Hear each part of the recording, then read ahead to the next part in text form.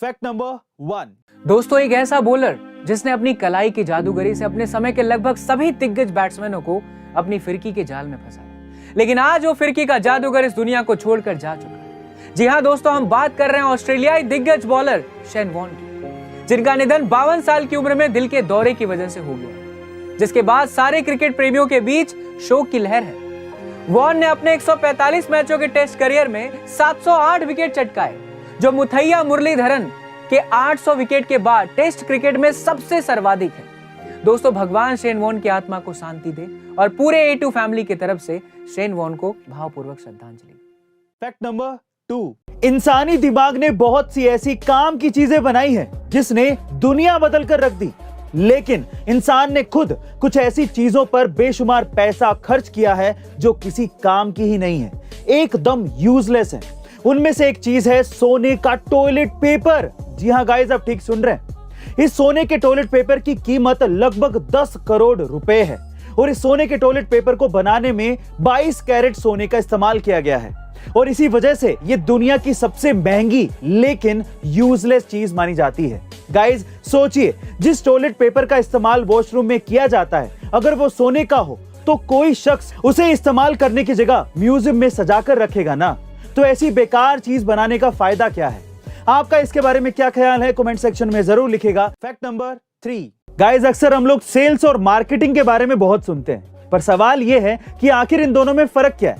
तो चलिए समझते हैं। देखिए, अगर सीधे शब्दों में समझने की कोशिश करें तो सेल्स का मतलब है कस्टमर के पीछे भागना, जबकि मार्केटिंग का मतलब है कस्टमर को अपने प्रोडक्ट की तरफ आकर्षित करना। इसी तरह से अगर मैं आपसे सवाल पूछूं कि जॉब और बिजनेस में आखिर फर्क क्या होता है, तो इसको सीधे शब्दों में समझने की कोशिश करें तो जॉब का मतलब यह है कि आपको कुएं से पानी कैसे निकलता है यह सीखना होगा, जबकि बिजनेस का मतलब यह है कि आपको खुद का कुआं कैसे खोदना है यह सीखना होगा। Fact number 4। साल 2003 में कनाडा के एक शख्स ने वहां के स्टॉक मार्केट में $800 इन्वेस्ट किए, लेकिन हैरानी की बात यह है कि वो $800 सिर्फ 2 ही हफ्तों में $350 मिलियन में कन्वर्ट हो गए, यानी कि वो रातों रात करोड़पति बन गया।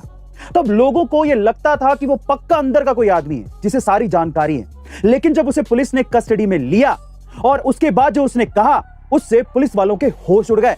उसने कहा कि मैं टाइम ट्रैवलर हूं और 250 साल फ्यूचर से आया हूं, तो एग्जैक्टली मुझे पता है कि कौन सा स्टॉक गिरेगा और कौन सा स्टॉक उठेगा।